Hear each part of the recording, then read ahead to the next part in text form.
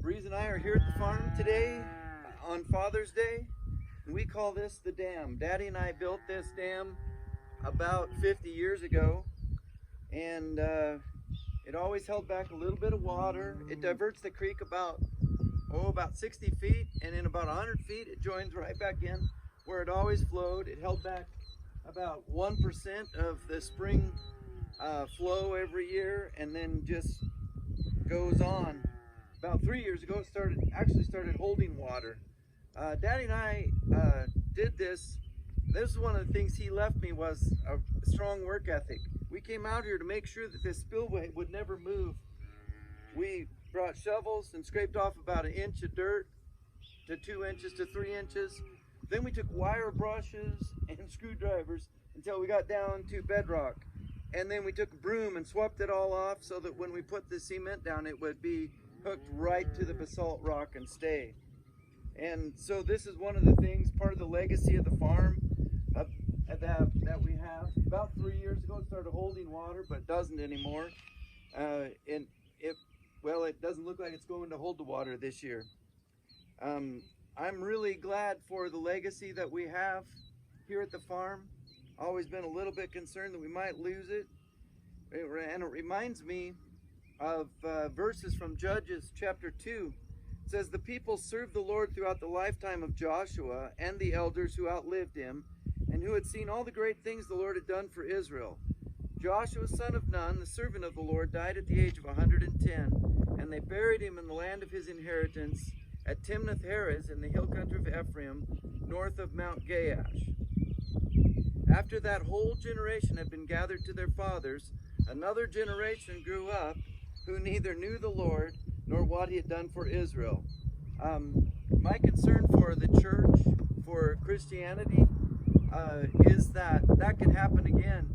And it did in Israel's time, because of if you think about this was the story of Joshua. After the book of Joshua and just coming into Judges, we know that Moses passed it down to Joshua, and Joshua took a hold of it for himself.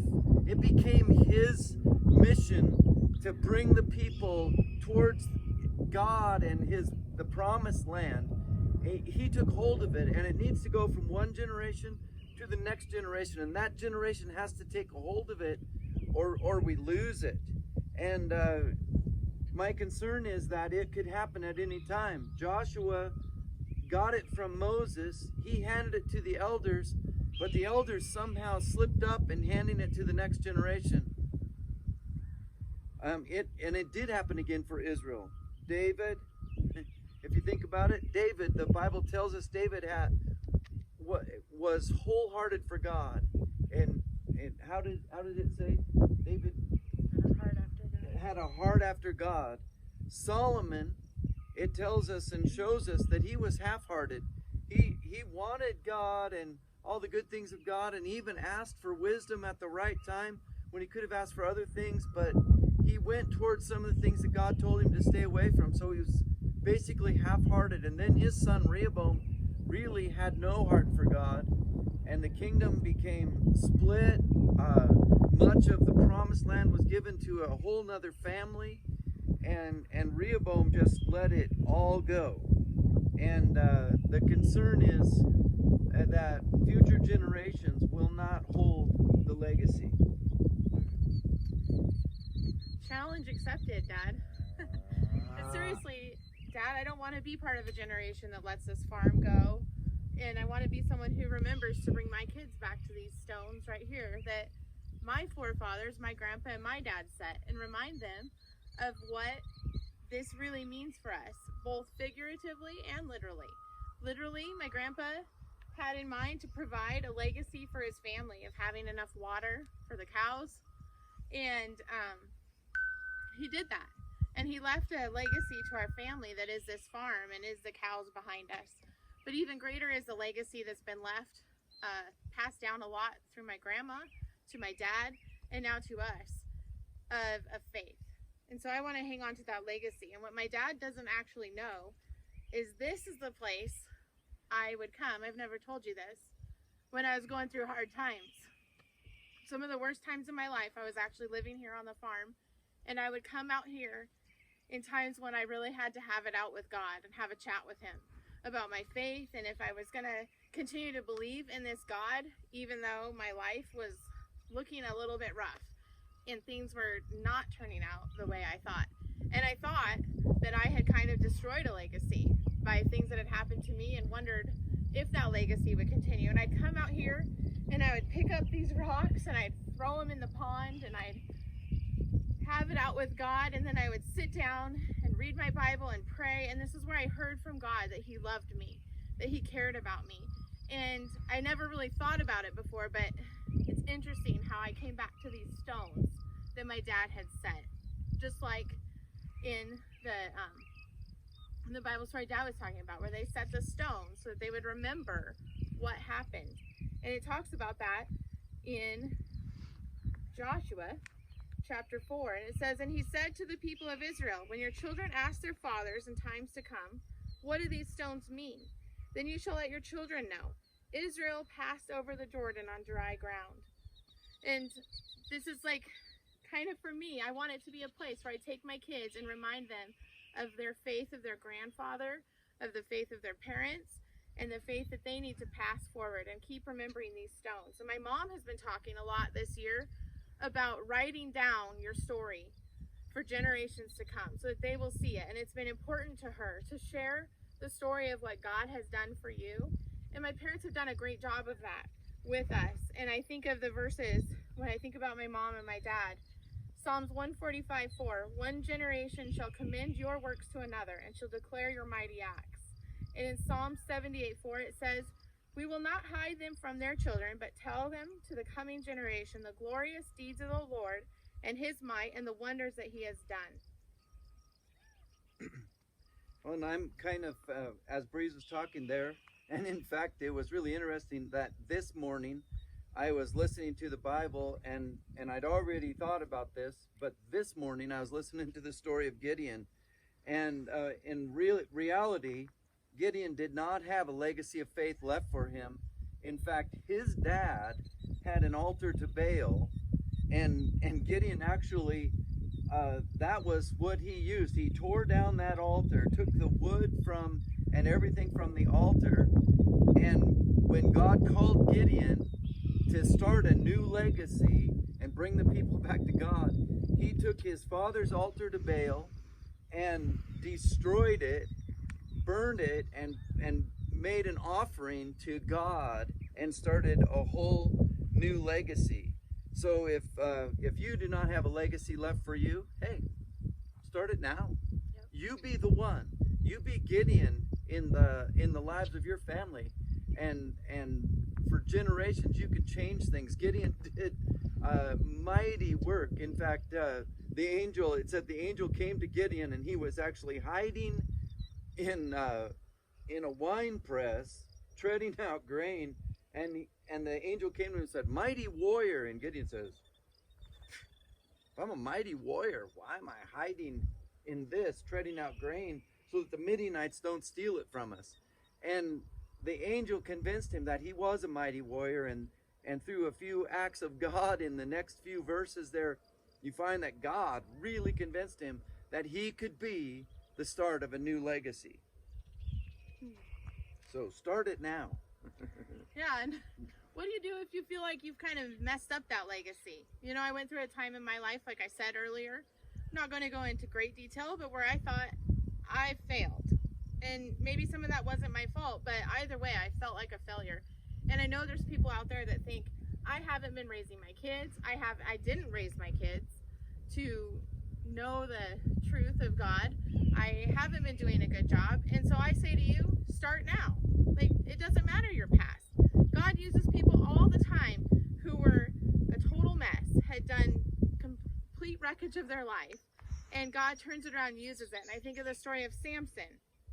You know, we're continuing through the Judges here, and we think about Samson and how he made so many mistakes in his life and basically threw away what God had set out for him and laid out for him. He just tossed it away because of pretty ladies. And a lot of us toss away our legacy for things as simple as that, a pretty girl or a handsome guy or whatever it is in your life, you feel like you've wasted time. But Samson turned it around, and at the end of his life, he started something big that turned life around for everybody. And sometimes it's as simple as doing devotions with your kids. That might be intimidating to you, but you just start. Open the Bible, read it. The kids might ask questions. There's so many resources out there for you to use. And I think about my dad. What he did for us was he read the Bible to us every morning. We had one bathroom in our house with 6 people, and we all worked at the school or went to school, so we were all getting ready at the same time. So Dad would sit outside of the bathroom, oftentimes on his exercise bike, and yell the Bible so we could all hear it. But that word was getting permeated into our minds as we went about our morning getting ready. And then just the other things that they did, bringing us to church and raising us to be good people and to know Christ and to follow him. And I am appreciative of that, but you can start that right now. You don't need to wait. You don't need to wallow in regret if you've made mistakes. The moment is right now. Deuteronomy 6:5-7 says, "You shall love the Lord your God with all your heart, with all your soul, and with all your might. And these words that I command you today shall be on your heart. You shall teach them diligently to your children. You shall talk of them when you sit in your house, when you walk by the way, and when you lie down, and when you rise." So questions that maybe you could ask yourself just before the worship team comes back, and as we're closing the service, you could be asking yourself, am I doing what I'm supposed to do on this earth?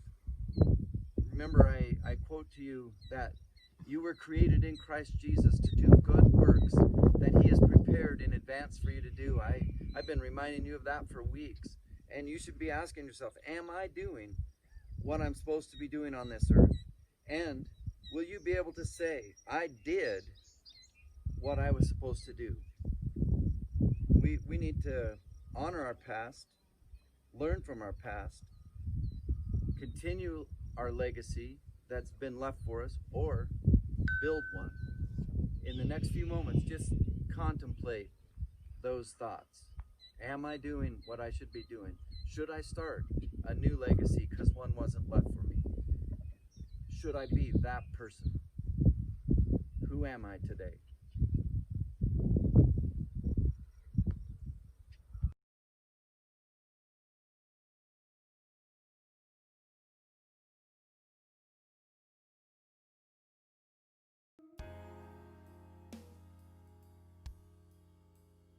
We're all handed down something.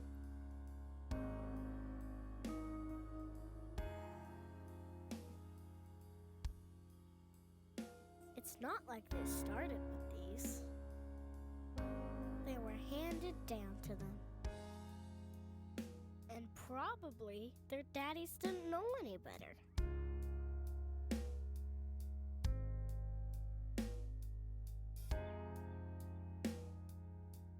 I'm not even sure if they knew what they were doing. Maybe so.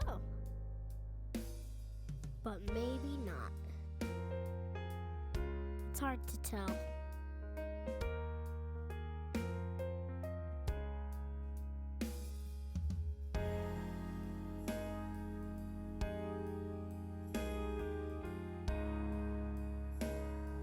But my daddy says it doesn't have to stay that way. My daddy says that no matter what you've been handed down, you don't have to keep it. He says that Jesus gives you the power to replace it with something way better. Then you can hand it down to your little boy or your little girl.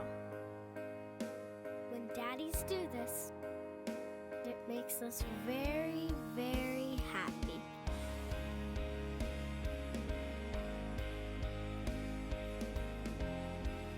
Just one more thing. My daddy told me that the most important message he could teach me was this. It's never too late. He says that it's never too late for anyone to have something better handed down to them. He says that the circle can be closed.